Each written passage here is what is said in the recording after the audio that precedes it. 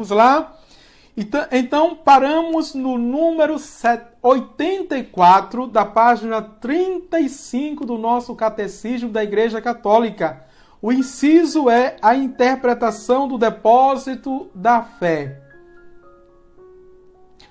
O Joel está dizendo ainda não. Estou no segundo ano da consagração. É com 5 anos. Vai chegar lá, meu filho. Vamos rezar. É preciso ter fé, esperança e amor. Amém? E o subtema diz: o depósito da fé confiado à totalidade da igreja, que nós vimos que é catalon. Catalon. A nossa fé não é metade. Nós vimos ontem, não é? Não é metade. A nossa fé não é escolher uma parte e ficar com outra. Isso significa, desde a Idade Média, heresia. Vejam. E outro esclarecimento, quando a gente chama de heresia, é escolher uma parte da fé, do dogma, da doutrina, da sã doutrina. Mas os hereges nem sempre foram pagãos, gentios e ateus, viu? Os hereges eram religiosos e homens de fé. Tinha uma vida santa, tinha cheiro de santidade. O povo, na sua época, aclamava como santo.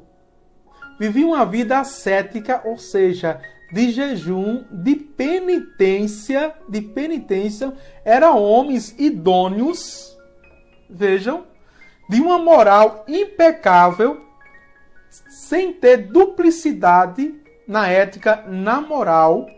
Eram pessoas sérias, piedosos e de fé.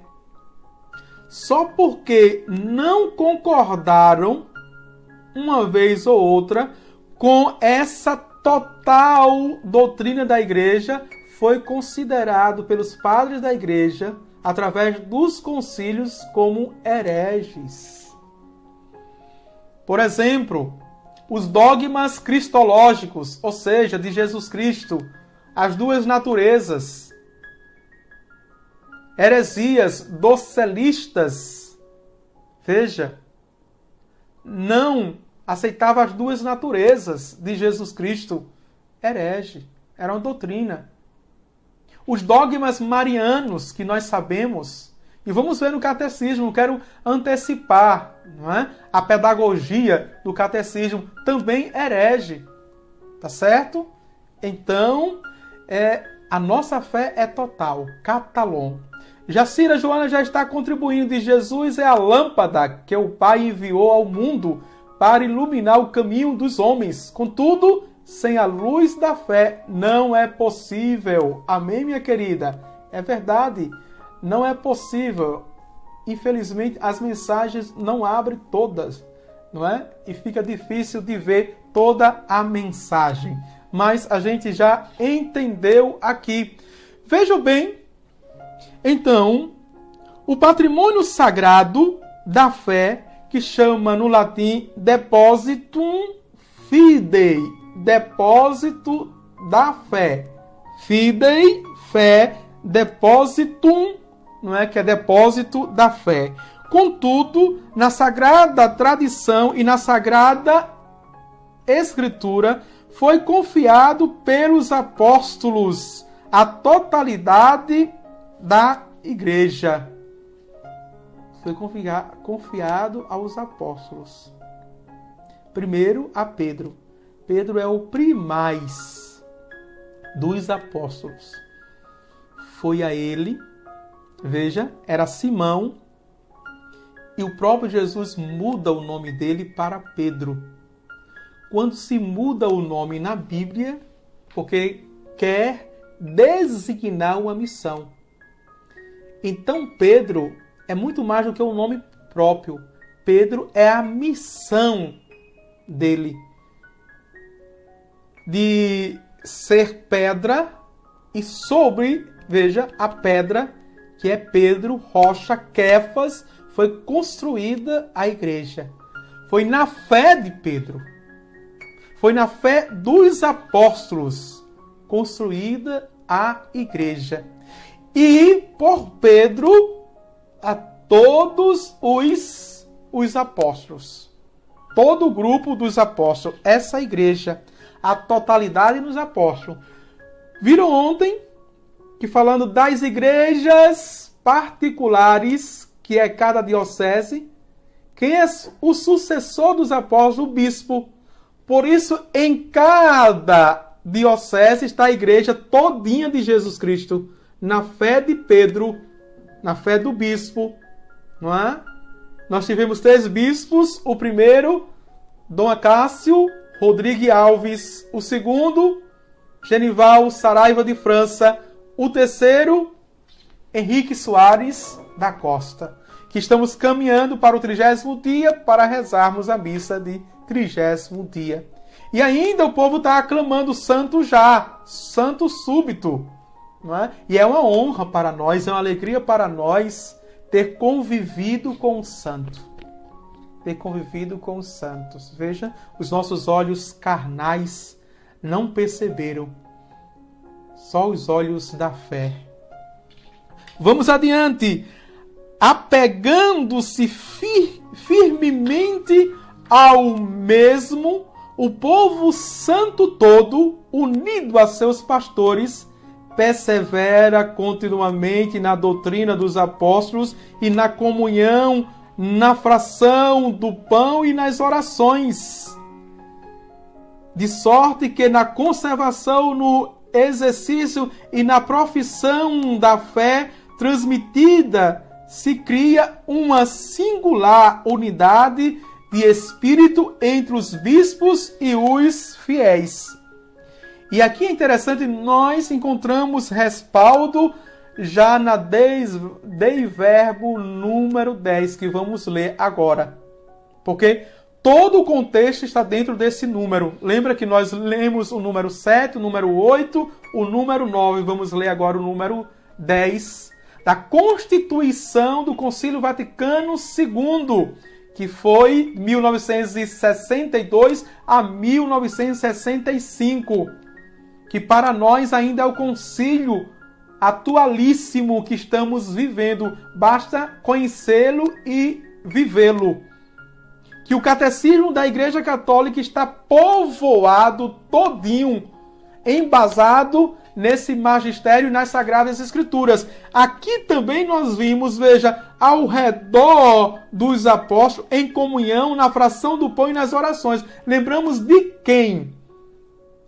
Lembramos de São Lucas, que escreveu os Atos dos Apóstolos, capítulo 2. Vejam aí na sua Bíblia, capítulo 2, Atos dos Apóstolos, que diz justamente isso, que todo o povo era assíduo na comunhão dos apóstolos. Vamos ver, vejam, deixa eu ver aqui, 42, a vida da primeira comunidade. E aqui é a perícope, essa separação, título que é a os bispos, que é a edição da CNBB colocou, que se parece com a liturgia. Uma informação para você, viu? A edição, ou edições da CNBB, eles dividem as perícopes dentro do capítulo, cada capítulo, de acordo também com o lecionário. São similares, certo? Vamos lá. Esse capítulo 2, versículo 42 diz: eles eram perseverantes em ouvir o ensinamento dos apóstolos, na comunhão fraterna, na fração do pão e nas orações. Apossava-se de todos o temor, e pelos apóstolos realizavam-se numerosos prodígios e sinais. Pelos apóstolos, prodígios e sinais. Todos os que abraçavam a fé viviam unidos e possuíam tudo em comum. Vejam. Porque o padre está lendo as Sagradas Escrituras para mostrar que tanto os documentos da igreja quanto o Catecismo da Igreja Católica, que também é um documento, são embasados, fundamentados nas Sagradas Escrituras.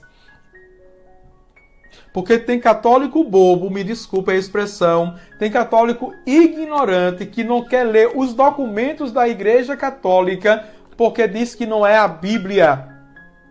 E por isso não conhece da sua doutrina, só quer ler a Bíblia. E fora da igreja, quem lê a Bíblia fora da igreja é quem? Protestante. Nós católicos lemos a Bíblia dentro da igreja. Vamos lá para o número 10. Veja o que o número 10 diz, que tem como título Relação da Trindade e da Sagrada Escritura com toda a igreja e com o magistério. Esses números que virão serão embasados aqui, tirados daqui. Por quê? Porque quem veio primeiro foi o concílio. Depois de 20 anos, o Catecismo da Igreja Católica. E depois eu vou abrir um parênteses para explicar como surgiu o Catecismo da Igreja Católica. Se você não sabe, se você está esquecido, eu vou contar e vou deixar gravado aqui esse contexto histórico, tá certo? Vejam, a Sagrada Tradição e a Sagrada Escritura constituem um só depósito sagrado da Palavra de Deus. Que maravilha! Já nos abre, já esclarece, não é? Aquilo que eu venho dizendo. Sagrado Magistério, Sagrada Escritura, Sagrada Tradição, um só depósito da Palavra de Deus. Confiado à Igreja. Confiado à Igreja. E aqui esclarece novamente. Por isso que ontem nós só ficamos em um número. Não saímos, porque é rico demais. Atenção! O que o documento está dizendo, que os padres conciliares estão dizendo, né? Que a palavra de Deus pertence à Igreja. Veja, a Bíblia é da Igreja Católica. Católico, não fique com complexo de inferioridade, porque muitos outros cristãos andam para lá e para cá com a Bíblia. A Bíblia é nossa, pertence à Igreja Católica. Aí me fizeram uma pergunta, quando eu dei uma formação e disse isso. E por que nós não andamos com ela? É necessário andar com a Bíblia, com a Palavra de Deus? É necessário? É a mesma pergunta que fizeram a Jesus os fariseus. Os fariseus, a palavra fariseu quer dizer separado, puritanos, que andam, não é, na testa, nos braços e todo enfeitados com frases impactantes da Torá, palavra de Deus. Os 5 primeiros livros, se você não tem na cabeça, vou lembrar: Gênesis, Êxodo, veja, Número, Levítico e Deuteronômio. São os primeiros 5 livros que formam a Torá dos judeus, que é a religião também do livro, como nós também, o cristianismo, o é. Veja, eles fizeram a pergunta a Jesus: por que os teus discípulos não jejuam como os discípulos de João Batista até então e os nossos discípulos? E Jesus vai dizer: quando o noivo está presente, há motivo de jejuar? Há motivo de jejuar? Qual é a noção mais prática de jejum? Qual é o conceito mais prático de jejum? Ficar sem. Ficar na ausência de. Veja a sabedoria de Jesus. Quando o noivo está presente, quem fizer jejum está sendo indiferente. Está se distanciando de Jesus. Aí Jesus vai dizer: quando o noivo for retirado, quando o noivo subir aos céus, aí sim farão jejum. Ausência, jejum.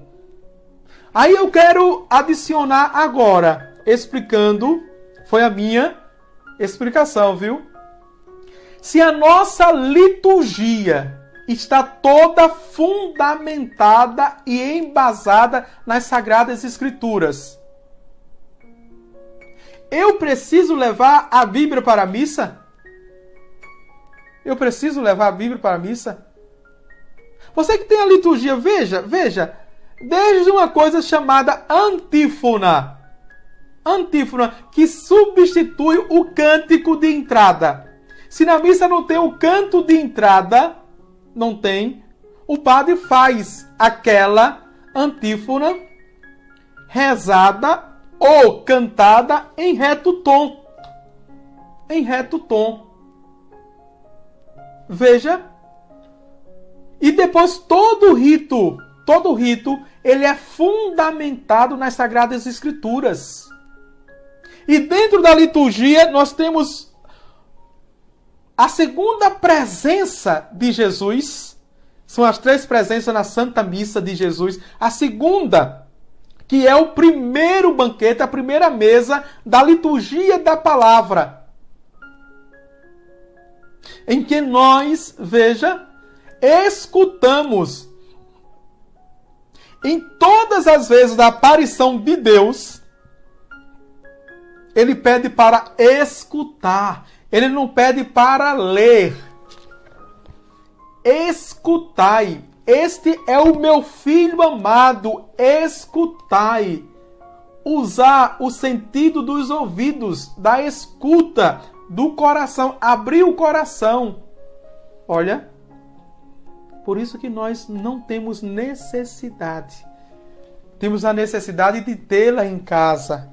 E como palavra de Deus examinar, como palavra de Deus ler, como palavra de Deus meditar, como palavra de Deus contemplar. Contemplar. O noivo está vivo na nossa santa liturgia. A Eucaristia não é Jesus morto. A Eucaristia é Jesus ressuscitado. O noivo está presente. E por isso não podemos fazer jejum. Deu para entender? Olha a sabedoria. Confiada à igreja. Mantendo-se fiel a este depósito, todo o povo santo unido aos seus pastores, veja, em unidade e comunhão, persevera assiduamente na doutrina dos apóstolos, na união fraterna, na fração do pão e nas orações. Já vimos fundamento bíblico. De tal modo que, conservando, praticando e professando a fé transmitida, haja singular unidade de espírito entre os pastores e os fiéis. Que maravilha, não é? Isso aqui. A unidade e a comunhão da nossa igreja. E quem faz essa unidade e essa união? Meu irmão, sinceramente, não pode haver papa simpático do mundo que mantenha unidade e comunhão na nossa Santa Igreja. Não pode haver papa mais popular do mundo, mais generoso, mais doado, que mantenha a unidade se não for pelo Espírito Santo. O mundo está encantado, que bom com o Papa Francisco, que é popular, que é sorridente, que é generoso, que é piedoso, que, veja, tem um olhar diferenciado para os mais pobres, o mais favorecido. Mas se ele não fizer isso no Espírito Santo de Deus, a terceira pessoa da Santíssima Trindade, ele não mantém a unidade e a comunhão da Santa Igreja, porque não é força humana, não é carisma humano, não é simpatia humana, não é qualidade humana, é Deus, é a força de Deus. E é o mesmo Espírito que dá continuidade as palavras e as ações de Jesus dentro da sua Santa Igreja Católica. Não tem bispo bonzinho, não tem padre bonzinho, carismático, é o seu carisma que chama as pessoas. Não, tem que ser o Espírito Santo, tem que ser a moção, a unção do Espírito Santo, tem que agir pelo Espírito Santo para manter a unidade e a comunhão da igreja. Por isso que o poder dos infernos jamais prevalecerão contra esta igreja. Amém? Vera Calado diz: muito ficam de cabeça baixa, e se estiver com liturgia fica lendo. O certo é ficar de olhos na pessoa que proclama a palavra para todos na assembleia, né? Isto, padre, isto mesmo, para que você não possa estar acompanhando, lendo, o irmão vai lá, gagueja, o irmão vai lá, lê errado e você está na banca corrigindo. Já desviou a atenção, já perdeu o equilíbrio, veja, e a palavra que é para você, para lhe comunicar, você perdeu.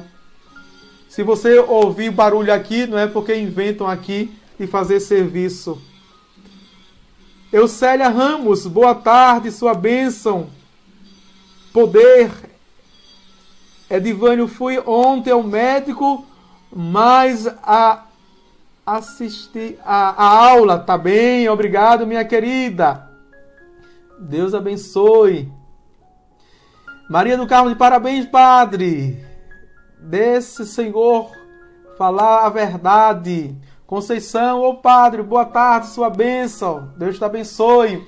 E não esqueça de compartilhar, não esqueça de, veja, curtir e continue comentando, deixando seus comentários, para que outros cada vez mais possa, veja, ter acesso a esta aula, tá bem? Chegar a muitos esta aula. Vamos avante? Então, porém, o munus de interpretar autenticamente a palavra de Deus escrita ou contida na tradição só foi confiada ao magistério vivo da igreja. Veja, o munus, o ministério, o serviço de transmitir o que está na tradição da igreja foi confiada ao magistério da igreja, ao Papa, aos bispos, aos padres e aos diáconos. São os primeiros catequistas. Depois a igreja, veja, ela dispensa os ministérios extraordinários. Porque os ministérios são extraordinários para os leigos e ordinários para os seus ministros. O Papa, os bispos, os padres e os diáconos.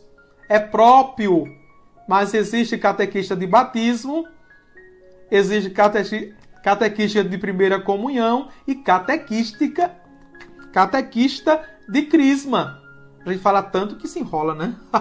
Quebra a língua. Veja, existem estes catequistas, mas são ministérios pastorais que a igreja dispensa na sua autoridade a cada um. Tá certo? Vamos avante, cuja autoridade é exercida em nome de Jesus Cristo. Este magistério não está acima da palavra de Deus, mas sim ao serviço, ensinando apenas o que foi transmitido enquanto, por mandato divino e com a assistência do Espírito Santo, ouve a palavra de Deus com amor, aguarda com todo cuidado e a expõe fielmente. E neste depósito único da fé encontrada, tudo quanto propõe para se crer como divinamente revelado. E por isso que a igreja é tão prudente. Na sua infinita e divina sabedoria, ela discerne tudo. não é? E no tempo que ela está, ela requer tempo para ir me examinar, estudar, investigar. O mundo praticamente está pedindo, já clamou Dom Henrique para ser atual, Dom Henrique como santo súbito. Mas qual é a doutrina da igreja? Qual é a norma da igreja? É esperar 5 anos. Veja, 5 anos para quê, padre? O povo já está aclamando. Cuidado com a falsa mentalidade. A voz do povo é a voz de Deus. Nunca foi. Vamos deixar cair por terra isso. E o Senhor não quer dizer que Dom Henrique não é santo enquanto a igreja não dizer, eu digo que não. Eu só digo quando a igreja falar. Quando a igreja confirmar, eu digo. Veja, é oficial, é revelação. Tudo que ligares na terra será ligado nos céus. Tudo que desligar será desligado nos céus. Agora, ele morreu deixando um rastro de sagrado? Fechou. Ele morreu com odor de santidade? Morreu. Sobretudo nas últimas palavras dele, antes de ser entubado. Vejam. Meu corpo está alquebrantado, mas a fé está inabalável. Não tem medo da morte. Está nos braços de Deus. Veja, está no colo de Deus. É isso. Mas a igreja precisa esperar. Até no processo de examinação do corpo. Veja o processo. Por isso que muitos corpos intactos, depois de fazer todo o processo, encontrou corpos intactos, membros intactos, que deveriam ser os primeiros membros a se decomporem, intactos. O primeiro sinal de santidade é o corpo intacto. Vejam. Depois a igreja pede um primeiro sinal para a beatificação. E qual é? Um milagre. Confirmado, ela reconhece. Depois pede o segundo sinal, outro milagre, e reconhece para canonizar, reconhecer e subir aos altares. Isso é oficial, revelação oficial. Mas, padre, eu posso, no meu particular, no privado, já ir pedindo a intercessão de Dom Henrique Soares? Pode. Porque se você não pedir, como que o santo vai interceder para que você tenha o milagre? Veja o equilíbrio. Não é paradoxal, mas de forma privada, de forma particular, você pede ao santo, a pessoa que você acha que é santa e que está nos céus. Então, o primeiro sinal que a pessoa está nos céus é o milagre. E só entra no céu quem é santo. Quem não é santo ainda vai para o purgatório, se purificar de todos os pecados para ir para o céu. Essa é a nossa doutrina, meu irmão, minha irmã. Veja. Joelito Batista diz, padre, mas ele pode ser beatificado antes dos 5 anos só se a igreja dispensar. Enquanto não dispensar, não é. Porque a igreja pede 5 anos para iniciar o processo. O processo na diocese. Geralmente é onde ele morreu. Ele morreu na arquidiocese. Nem a nossa diocese de Palmares pode colaborar. Mas é o arcebispo que vai dar entrada no processo. Entendeu? É assim que funciona a nossa igreja. E nós somos católicos, filhos fiéis, obedientes.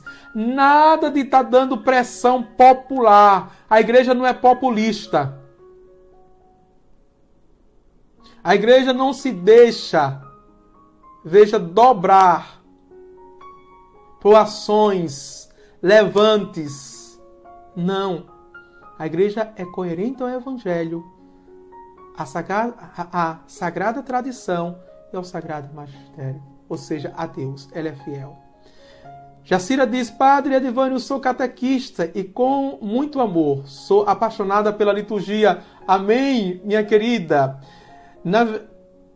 Navinha Maria diz: boa tarde, Padre Edivânio, bênção, estou gostando das aulas de catecismo, que Deus te abençoe. Amém. Deus faça feliz. E vamos avante para terminar esse número, que no último parágrafo diz: é claro, portanto, que a sagrada tradição, as sagradas escrituras e o sagrado magistério da igreja, segundo o sapientíssimo plano de Deus, estão de tal maneira ligados e unidos que uma coisa sem as outras não se mantém, mas juntas, cada uma a seu modo, sob a ação do Espírito, só do Espírito Santo, colaboram eficazmente para a salvação das almas.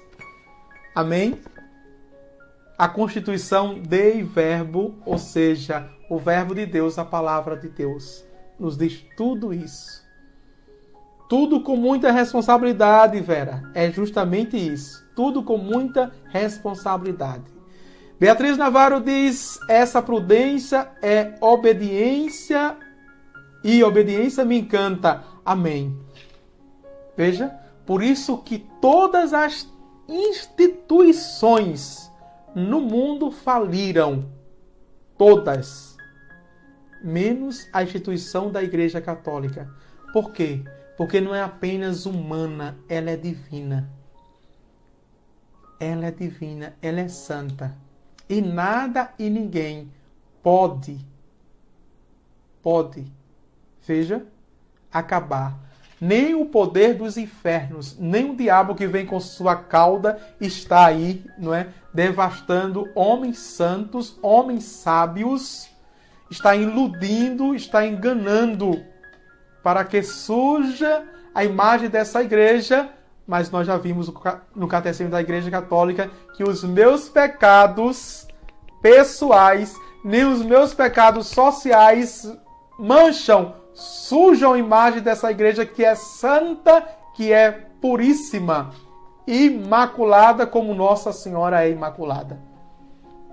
E ponto final. É isso que eu acredito na Santa Igreja Católica. Acredito tudo que a Santa Igreja Católica me recomenda e que me ensina. Vamos avante? Então, o número 10. E já vamos ver aqui somente o contexto do número 10. O subtítulo é o Magistério da Igreja, número 85. Vejam, a gente está indo para o segundo número agora, 85. O ofício de interpretar autenticamente a palavra de Deus, escrita ou transmitida, foi confiada unicamente ao magistério vivo da Igreja, cuja autoridade se exerce em nome de Jesus Cristo. Em nome de Jesus Cristo. Ele é o fundador. E tudo por Ele, nele e para Ele. É a doxologia da Santa Missa. Por Cristo, com Cristo e em Cristo. Assim o Pai, Deus, também criou todas as coisas. Por Ele, nele e com Ele. Vamos lá? Isto é, foi confiado aos bispos em comunhão com o sucessor de Pedro, o bispo de Roma, diretamente. Objetivamente. Roma é a sede da igreja e é uma diocese também, viu? Roma. Ela é sede e é diocese. Então, o bispo de Roma é chamado assim, aquele que mantém a unidade e a comunhão.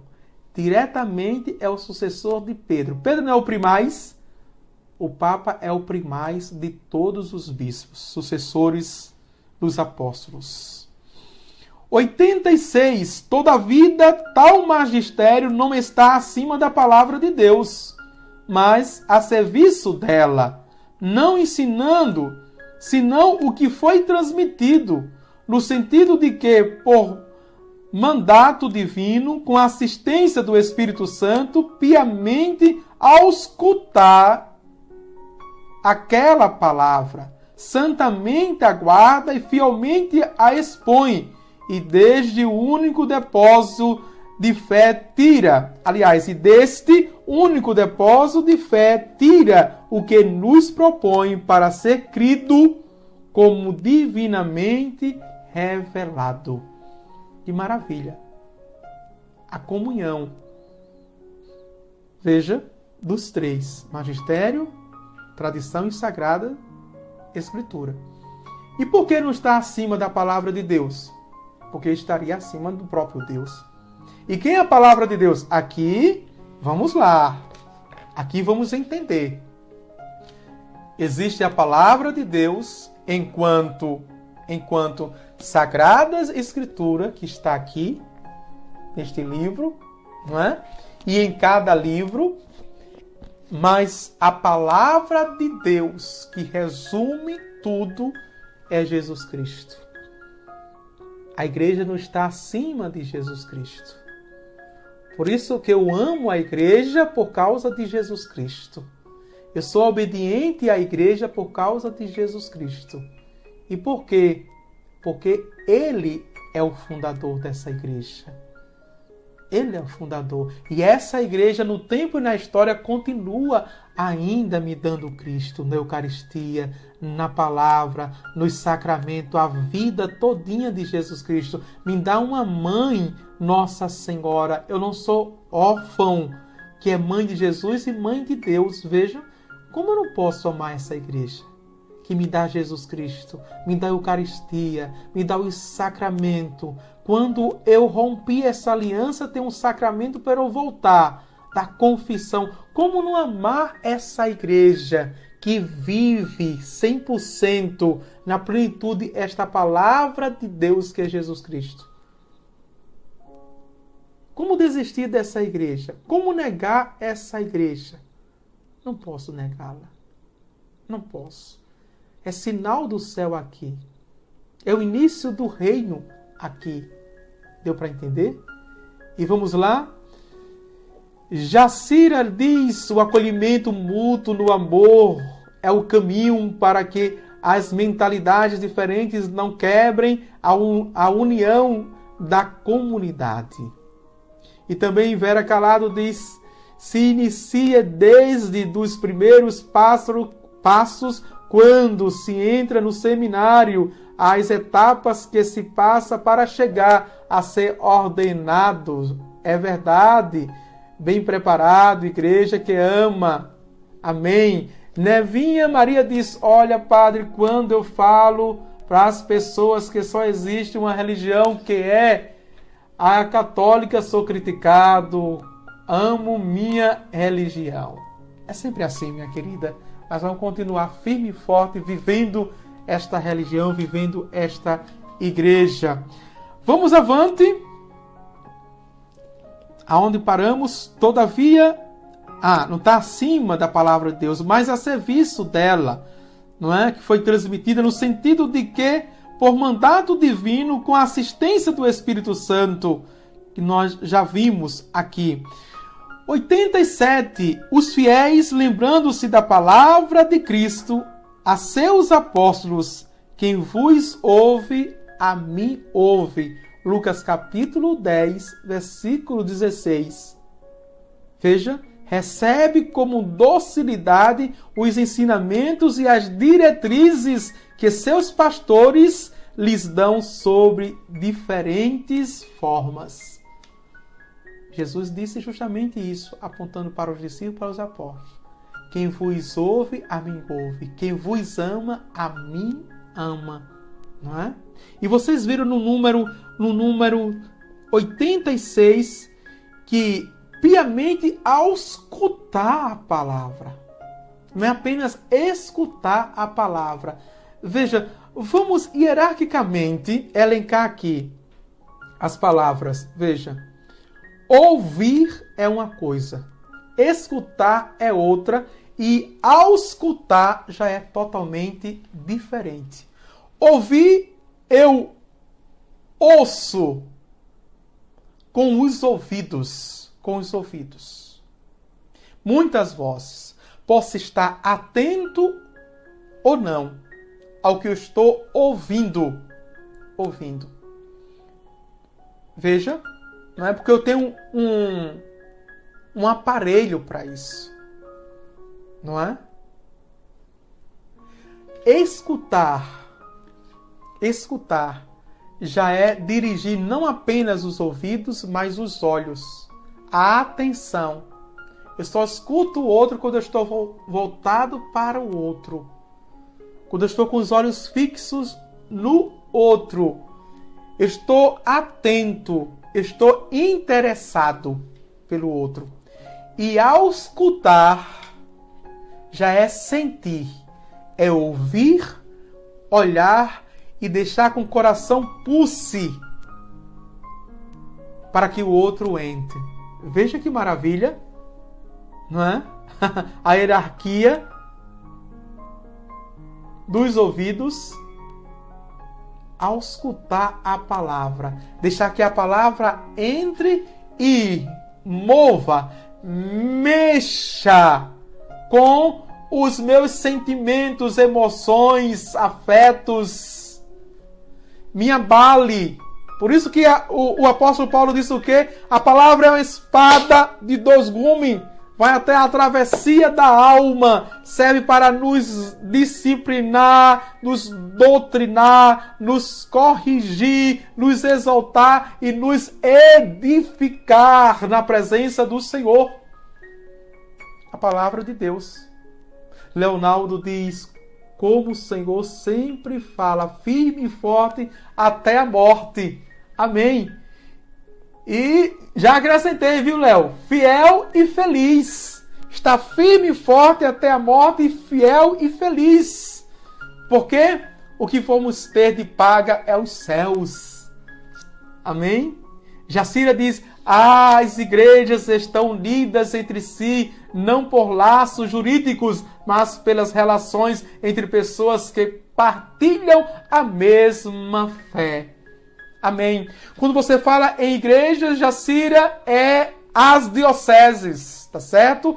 Porque corrigindo a linguagem, igreja só tem uma. As outras, os próprios documentos, a Gaudium et Spes, que é outra instituição, aliás, constituição do concílio, diz que são comunidades eclesiais de base.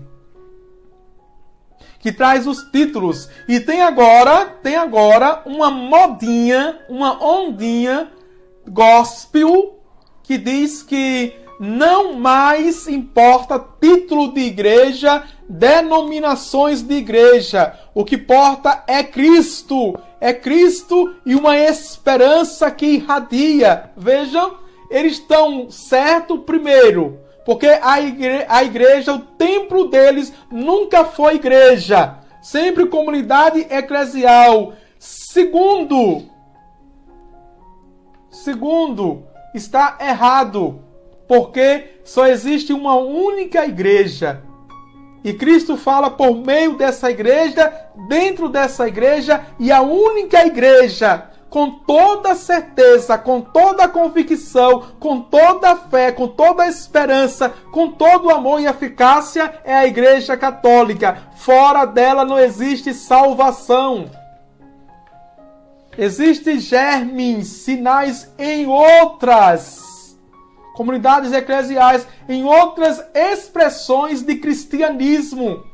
Por isso que quando o Papa escreve os seus documentos, eles colocam a todo homem de boa vontade, porque quem faz o bem não faz por si mesmo, faz pelo germe do Espírito Santo. É isso que nos ensina a nossa Santa Igreja. Tá certo, Jacira? E Giovanni está dizendo amém. Essa igreja linda, maravilhosa. Vamos avante, dá continuidade. Recebe com docilidade o ensinamento e as diretrizes que seus pastores lhe dão sob diferentes formas. Vamos agora para o subtítulo, os dogmas da fé. Que são muitos, né? Os dogmas da nossa fé. Existem livros e mais livros que falam sobre os dogmas da fé.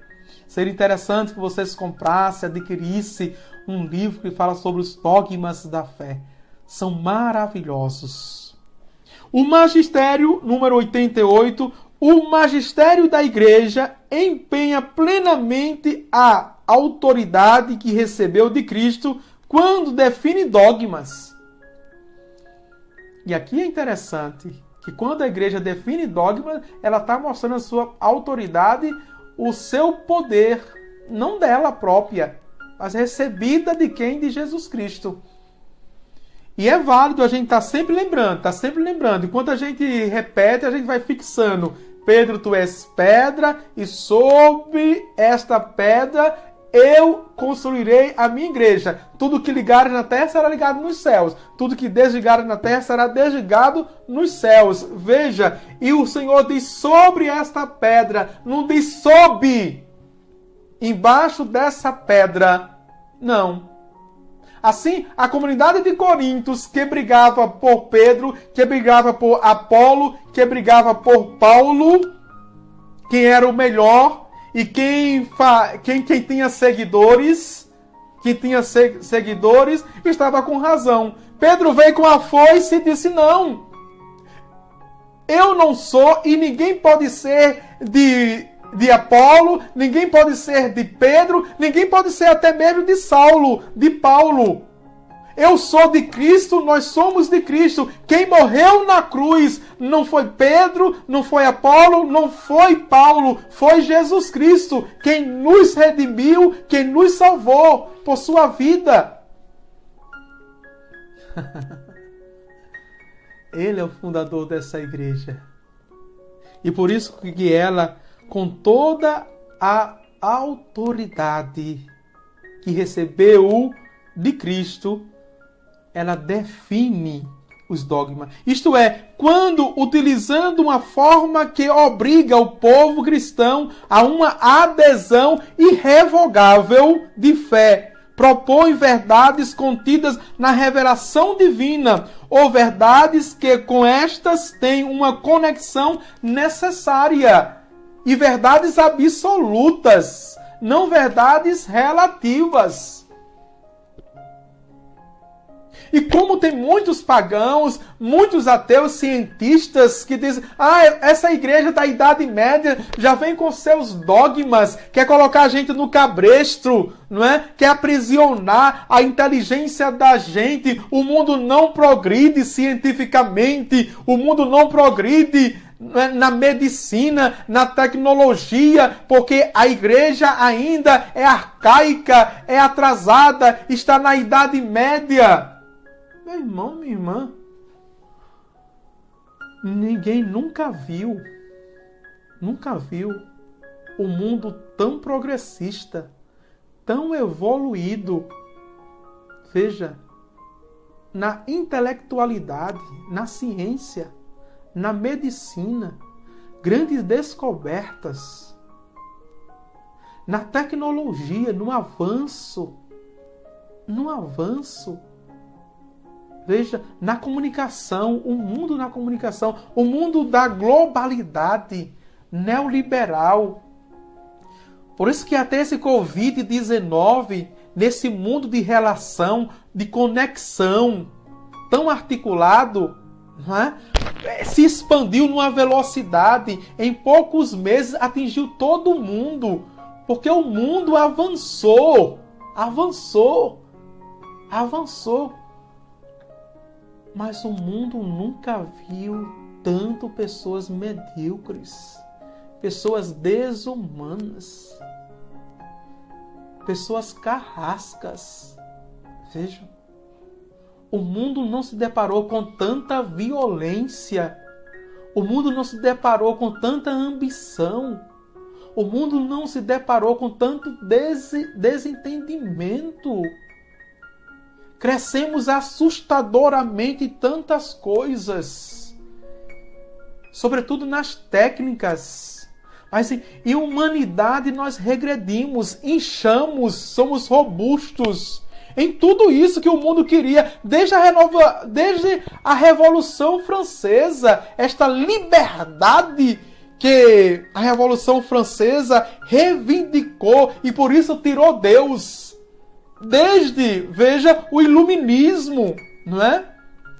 Teocentrismo, Deus no centro, e o humanismo, o homem no centro, agora a medida de todas as coisas.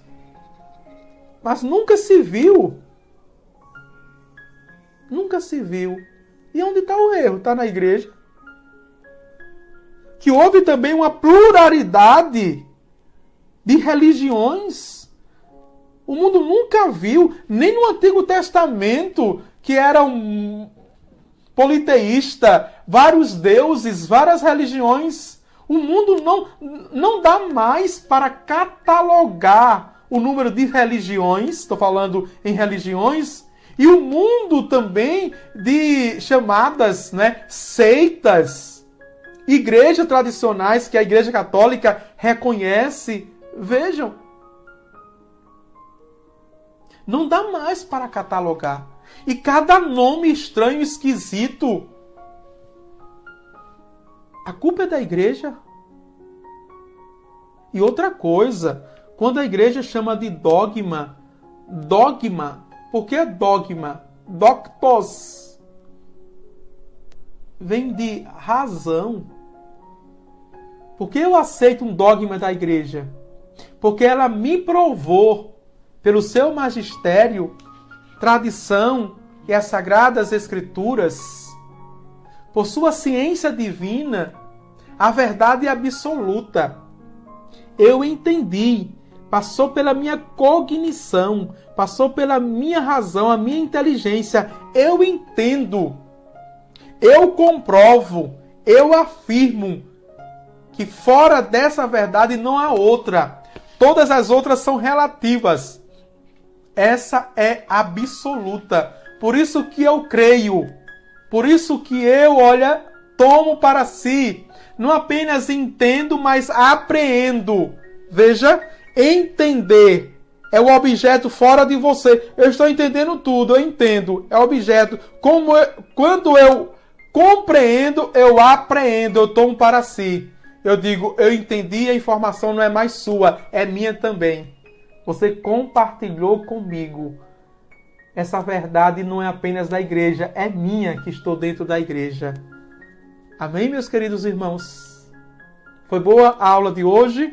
Então, vamos ficar aqui estamos no número 88, não é? Vamos terminar, que diz assim: adesão irrevogável de fé, propõe verdades contidas na revelação divina, ou verdade que com estas tem uma conexão necessária. Terminamos e estamos no número 89. 89. Hoje é sexta-feira, então termina aqui, né? Mais uma semana lendo o Catecismo da Igreja Católica com o Padre Divânio, mais uma semana de aula. Obrigado a você, não é, que foi assíduo, foi fiel ao estudo. E segunda-feira estamos de volta, se Deus quiser. Um bom final de semana a todos vocês. Ainda hoje, quem me segue, temos live às 21 horas, não é? A última live também da semana, tá certo? No sábado não temos e no domingo também não temos, porque a vida pastoral ela fica mais intensa, tanto no sábado quanto no domingo. E eu comecei hoje mais um novenário do copadroeiro da nossa paróquia, São Roque, que tem 406 anos que a imagenzinha chegou aqui nessa cidade de Siriaém, quando não era nem Siriaém, era uma vila formosa, não é? E por isso a fé também chegou aqui. Rezem por mim, que eu continuarei rezando por todos vocês e até segunda-feira, se Deus quiser, com mais uma semana lendo o Catecismo da Igreja Católica com o Padre Edivânio. Agora eu quero vos abençoar pela poderosa intercessão de Nossa Senhora da Conceição, a Imaculada que esmagou a cabeça da serpente, e São Roque. Abençoe-vos Deus Todo-Poderoso, Pai, o Filho e o Espírito Santo. Amém.